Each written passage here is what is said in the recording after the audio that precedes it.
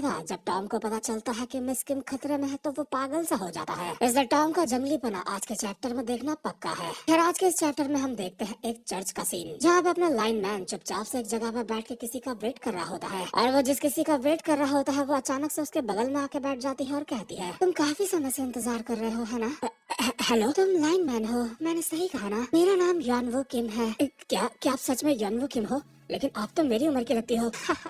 अगर तुम ये बात कहीं और पे करते तो तुम्हें डांट पड़ सकती थी। तो तुम्हें यहाँ पे लाइटनिंग चोई ने भेजा है ना? इसके बाद लाइन मैन मिस किम को एक डब्बी पकड़ाता है जिसमें लाइटनिंग चोई की ही शक्ल है। मास्टर ने मुझे ये आपको देने के लिए कहा था।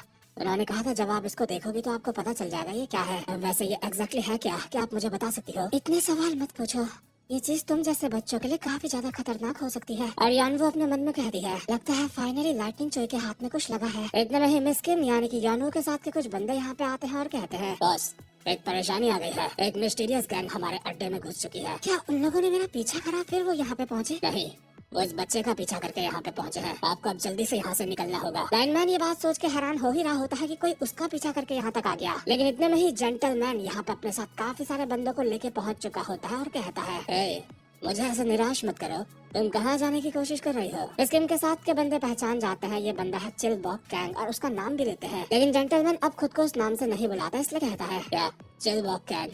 आखिर वो कौन है?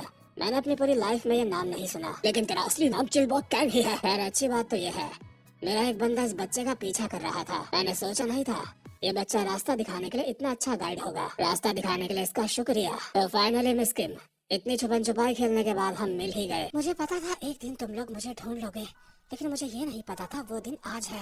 लगता है तुम लोगों ने फाइनली अपना काम करना स्टार्ट कर दिया है। हाँ, लाइनमैन पीछे से चिल्लाता है, ये सब मेरी गलती है, इसलिए मुझे मदद करने दो।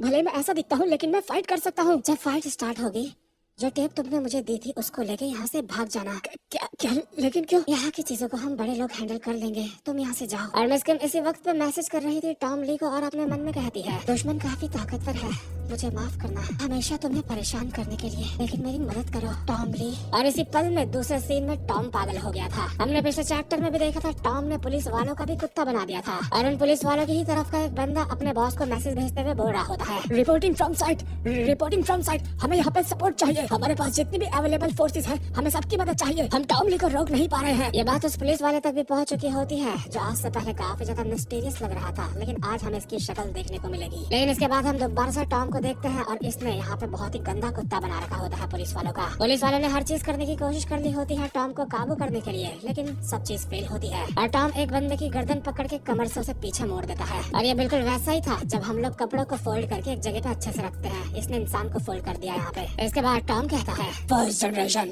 तुम्हें क्या लगता है हम प्री जनरेशन वालों ने अब तक तुम्हें ऐसे ही क्यों छोड़ा था? तुम लोगों को आपस में खेलते देखना काफी ज्यादा क्यूट था। हमने तुम लोगों को अब तक इसलिए छोड़ा था क्योंकि तुमको देखना क्यूट था। जैसे ये देखना, तुम लोग आपस में ही एक दूसरे को किंग्स बुलाते हो। इसी के साथ टॉम पहले तो एक मुक्के में 3 लोगों को फाड़ देता है। इसके बाद एक बंदा जो टॉम के पंच मार रहा था, टॉम उसके पंच को अपने हाथ से पकड़ता है और दांत से काट के पूरा हाथ ही अलग कर देता है। उसके एक हाथ में भी किसी और का हाथ होता है और दूसरे हाथ में कुछ बंदे, और इनको लेके वो आगे भाग पड़ता है। आगे पुलिस वाले अपनी शील्ड्स के साथ टीजर गन लेके तैयार होते हैं टॉम को मारने के लिए और कहते हैं, वो आ रहा है, अल्टीमेट किंग आ रहा है, अपनी टीजर गन चलाओ। ये टीजर जानवरों को मारने के लिए है, अल्टीमेट किंग भी इसको झेल नहीं पाएगा। और अभी टॉम के फेस पे काफी सारे टीजर्स पड़ते हैं, लेकिन टॉम उनको अपने हाथ पे पकड़ता है और खींच के फेंक देता है, जिससे पुलिस वाले भी हवा में उड़ते हुए जा रहे होते हैं। लेकिन इतने में ही एक पुलिस की कार बहुत ही तेजी से टॉम की तरफ आती है उसको ठोकने के लिए। वो टॉम को दीवार में ठोक भी देती है। कम से कम उसके अंदर के पुलिस वाले को तो यही लगा था, लेकिन वो ये देख के हैरान होता है उसके सामने के जानवर को कुछ नहीं होता। टॉम दीवार में टकराया तो था, लेकिन उसने अपने हाथों से इस कार को पकड़ लिया है और कार के शीशे में मारता है एक खतरनाक सा पंच। यही बगल में एक काड़ा ये सब कुछ देख रहा होता है और वॉकी टॉकी में किसी को मैसेज देते हुए कहता है, व्हाइट टाइगर फोर्सेस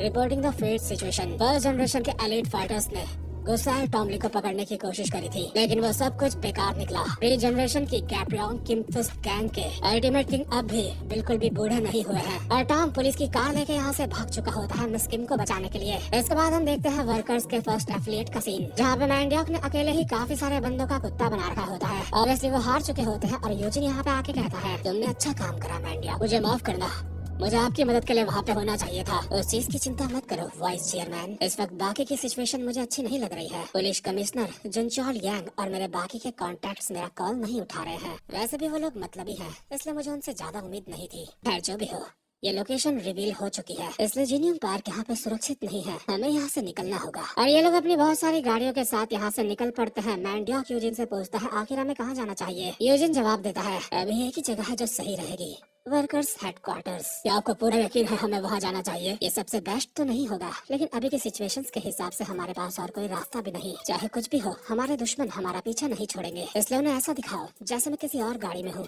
और सारी गाड़ियाँ अलग अलग डायरेक्शंस में भेज दो। इससे जो दुश्मन हमारा पीछा कर रहे हैं उनके नंबर्स कम हो जाएंगे। और तभी यही है, ये लोग अपनी गाड़ी अलग से ले लेते हैं, जिस वजह से इनके पीछे के लोग कम हो जाते हैं। और चैंगशु का एक बंदा गाड़ी भगाते हुए उसको रिपोर्ट करता है फर्स्ट एफिलिएट में हमने जितने भी बंदे भेजे थे उन सबको निपटा दिया गया है। सर चैंगशु प्लीज हमें ऑर्डर दीजिए, हमें आगे क्या करना है? चैंगशु कहता है क्या ऑर्डर्स?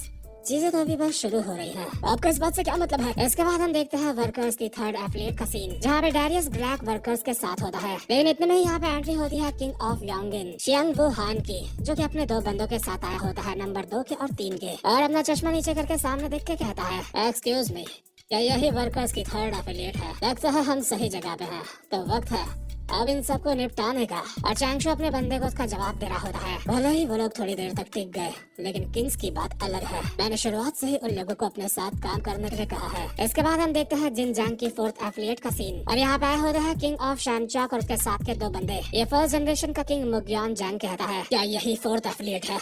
लगता तो यही है, लेकिन इन मास्क वाले बंदों का क्या सीन है? मेरा दिमाग पहले ही चैंगशु को देख के खराब है कि वो मुझे ऑर्डर्स दे रहा है। हरामजादा तुम्हारी माँ कहाँ है, उसको बुलाओ। और जिन 2 बंदों का जोहान ने कुत्ता बनाया था उनमें से एक हीरो बनते हुए यहाँ पे कहता है हरामजादो क्या तुम्हें सुनाई नहीं देता? हमारे बॉस ने तुमसे कुछ पूछा है, रहने दो, वैसे भी आज मैं इनकी वाट लगाने वाला हूँ। इसके बाद हम सेकंड एफिलिएट का सीन देखते हैं और यहाँ पे 2 किंग्स और उनके साथ के लोग आए होते हैं। एक होता है किंग ऑफ पोहांग मुशाक जैंग, दूसरा होता है किंग ऑफ पैजो शियान चोई। यहाँ पे रूहे लोगों को देख के ये भी समझ चुके होते हैं ये लोग कमजोर तो नहीं है, साथ में ये ब्लैक मास्क वाले बंदे भी ताकतवर लग रहे होते हैं। इसलिए किंग ऑफ पैजो कहता है इसमें कोई हैरानी वाली बात नहीं, उन्होंने यहाँ पे 2 टीम्स भेजी है और किंग ऑफ पैजो और किंग ऑफ पोहांग के साथ के जो बंदे होते हैं आपस में ही शर्त लगा देते हैं ये सेकंड एफिलिएट को पहले कौन खत्म करेगा, और इस शर्त में जो भी हारेगा उसे अपने सारे बिजनेस दूसरे किंग को देने पड़ेंगे। और जितना मैं देख पा रहा हूँ ये सिर्फ 6 लोग यहाँ पे आए हैं, इसका मतलब इन्होंने रूहे लोगों को सच में काफी ज्यादा हल्के में ले लिया है। खैर यहाँ का सीन तो काफी ज्यादा मस्त चल ही रहा होता है। दूसरे सीन में जो मैंडियोक अपनी गाड़ी भगा रहा होता है वो शीशे में देखता है 1-2 कार्स अब भी उनका पीछा कर रही है। वैसे पहले वो 1-2 लग रही थी, लेकिन ठीक से देखने में वो काफी ज्यादा होती है। और ये सब कुछ उसके बावजूद हो रहा होता है जब इन्होंने अपनी सारी की सारी गाड़ियाँ अलग अलग डायरेक्शंस में भेज दिया, फिर भी इनके पीछे इतने सारे लोग हैं। मैंडियोक के बाद यूजिन को बताता है अगर ऐसा ही चलता रहा तो इन लोगों से पीछा छुड़वाना बहुत ज्यादा मुश्किल हो जाएगा और आपकी रक्षा करना और ज्यादा मुश्किल हो जाएगा। यूजिन के लिए ये एक बहुत बड़ी सरदर्दी होती है, लेकिन इतने में ही मैंडियोक कहता है लेकिन एक रास्ता है। वाइस चेयरमैन तुम क्या कहना चाहते हो? खैर इनका रास्ता तो हमें बाद में दिखाया जाएगा, लेकिन अभी हम रास्ते में देखते हैं टॉम पुलिस की कार भगा रहा होता है और हम देखते हैं सड़क के बीच में किसी ने बिछा रखे होते हैं लोहे के कांटे, जिससे टकरा के टॉम की कार डिसबैलेंस होकर साइड में टकरा जाती है। और ये चीज करी होती है उसी मिस्टीरियस से पुलिस वाले ने जिसे हमने जेम्स ली के साथ देखा था। ये मस्त अपना बाइक में बैठा होता है और टॉम को कहता है माफ करना,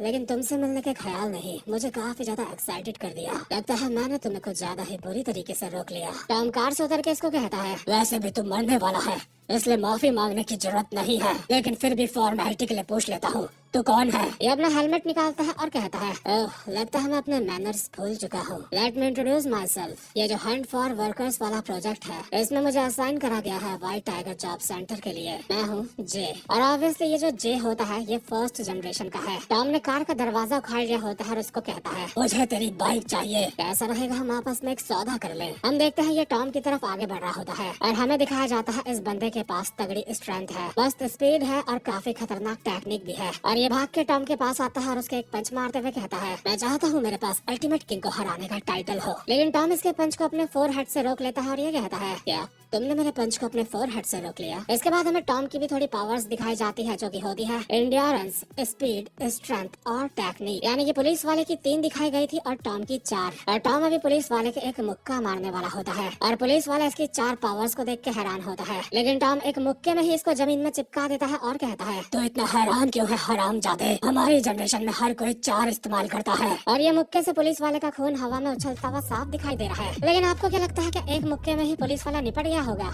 इसके चांस मुझे काफी कम लगते हैं। खैर गाइस ये चैप्टर तो यहीं पे खत्म होता है, लेकिन आप सबको कहना चाहता हूँ अगर आपने अब तक मैनेजर किम मानवा मेरे चैनल पे नहीं देखी, जिसमें हमें टॉम और मैनेजर किम काफी ज्यादा एक्शन में दिखते हैं, तो मैनेजर किम मानवा के सारे एपिसोड की प्लेलिस्ट मैंने कमेंट सेक्शन में पिन कर दी है, आप वहाँ से देख सकते हो। खैर गाइस, उम्मीद करता हूँ आपको आज की वीडियो भी अच्छी लगी होगी, इसलिए वीडियो को लाइक और चैनल को सब्सक्राइब जरूर से कर देना। अब मैं मिलूंगा आपसे अपनी नेक्स्ट वीडियो में, तब तक के लिए गुड बाय।